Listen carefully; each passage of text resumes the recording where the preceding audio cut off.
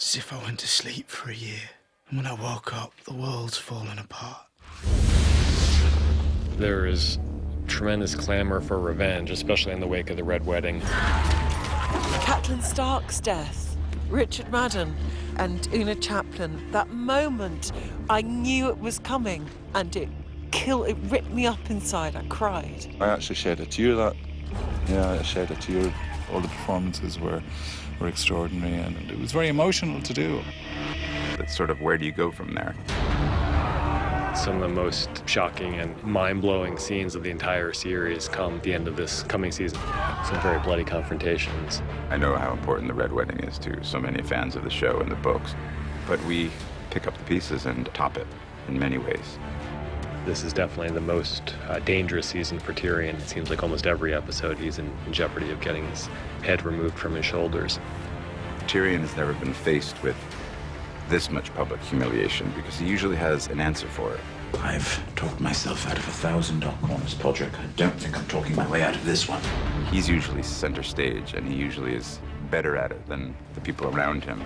This time around, he's left as an audience member.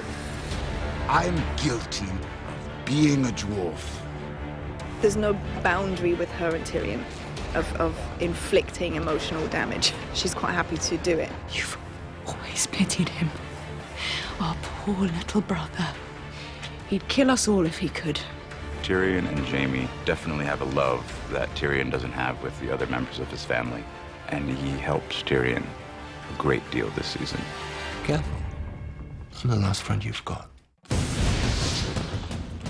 My favourite character is Bronn, Jerome Flynn.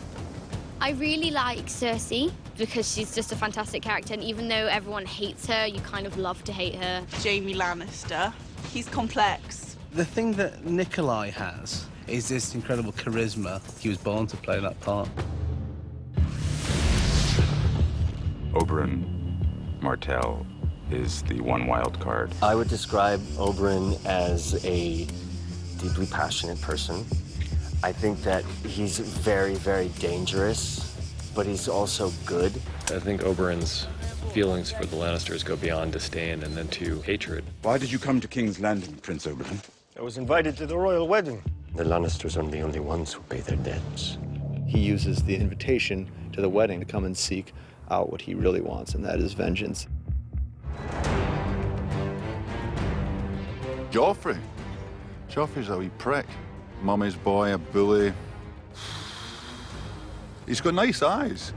I feel like Jack, the actor, has an abundance of redeeming qualities. I feel like Joffrey, the character, less so. He's kind of always sits like squiffy on his chair. He's like always picking it at the handle, and he's like, I am the king! Joffrey, I mean, clearly the last person on Earth you would want to have any kind of power. I broke Stannis on the Blackwater. Pity you weren't there to help, Uncle. My apologies, Your Grace.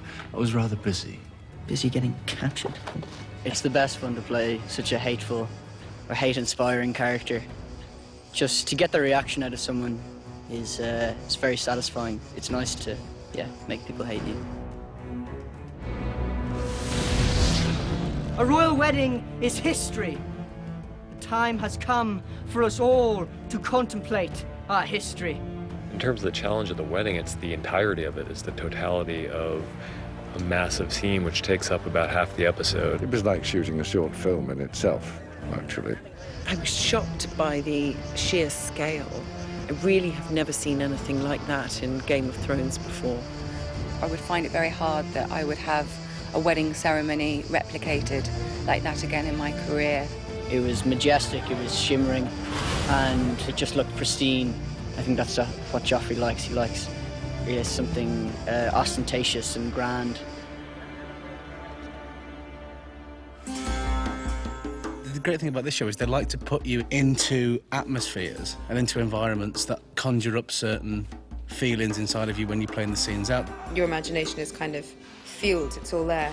My throne room is a mini tropical version of a Westeros throne room. That set is unbelievable. I walked in and was like open-mouthed for a good 10 minutes. very intimidating. And Amelia's lovely, but you kind of look up at him and it's kind of frightening. She's exploring what kind of a leader she could be. How can I rule 7 kingdoms if I can't control a single city?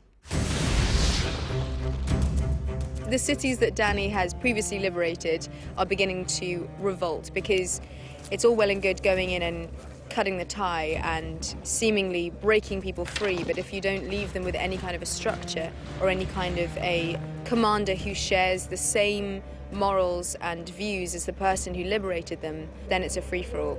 They can live in my new world, or they can die in their old one.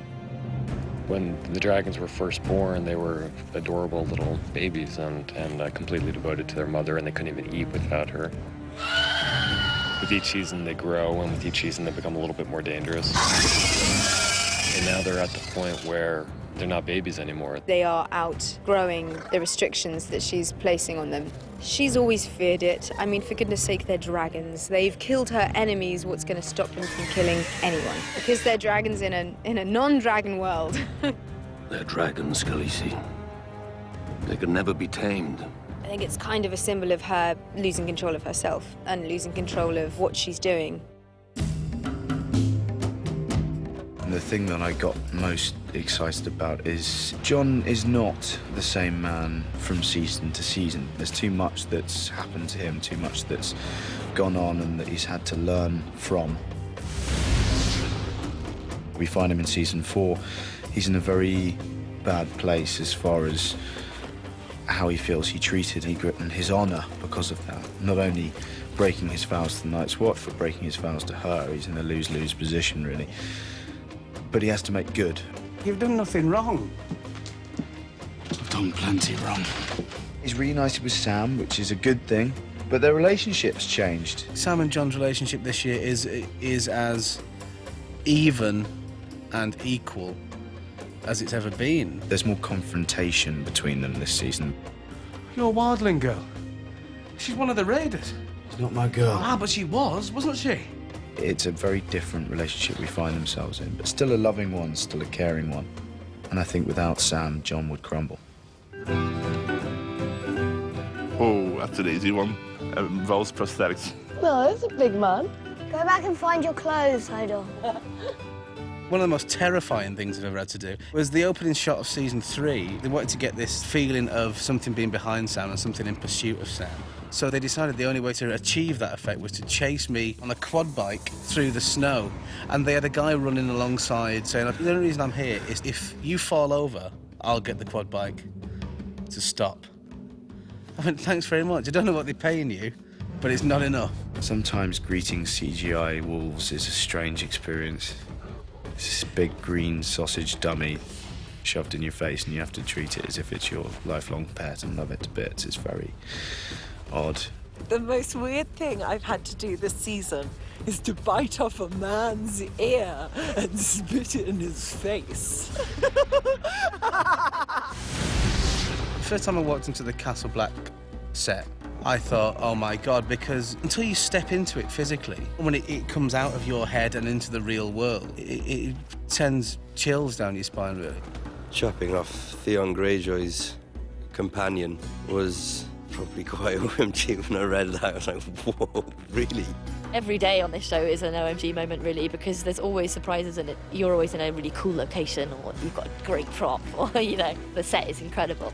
The thing that's amazing about the places we shoot is you just don't know what to expect. So you turn up and you're like, wow, this is so much grander than I could have expected or could have ever imagined. The biggest OMG moment is when you think you're nearly finished and then you've got 5 hours to go. Well, Nikolai and I tried to do a dance number walking down the steps of the court. We thought it was fun. And the extras were all laughing and dancing. But the crew was really tired, and I don't think they responded. And then we just heard from the 80s, like, still rolling, reset. Whenever Maisie's around, there's usually a lot of sleepovers, and, we do a lot of knock and runs on people's hotel doors. You'd see Dame Diana Rigg playing backgammon with Daniel Portman, and see Lena giving a massage to someone, and everyone's just chatting and joking around, and that's a really nice moment. Everyone else gets the badass quotes.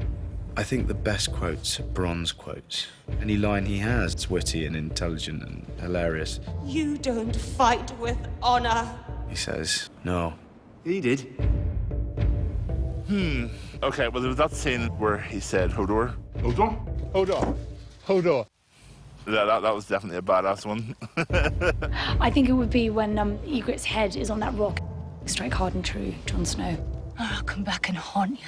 Oh, that was a great line. Well, there's one this year when she's talking about nothing. Maybe nothing is worse than this.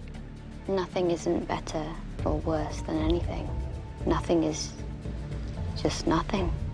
I think that makes you really think about all the different characters and it kind of puts things into perspective. Oh, Dracarys. Dracarys. Definitely. I believe that's probably the most badass quote. I think Maester Luwin. He was very much a father figure for Bran, and to not have him, I think, is probably a disadvantage to Bran. You Robb and Catelyn. So hard. The big one that set the whole tone for Game of Thrones being known for a show where no one is safe was Ned Stark. And that completely shocked me.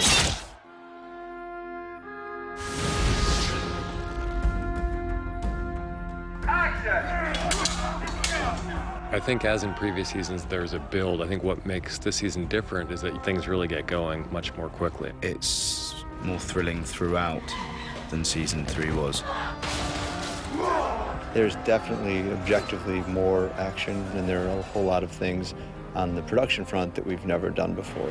Everyone's kind of now loading the guns, loading their arrows, sharpening their knives, and it's just right. It's not building towards one specific climactic event. There are more climactic events in season 4 than there have ever been before. Every season up until now, episode 9 has been the big episode. Season 4 is just very steady.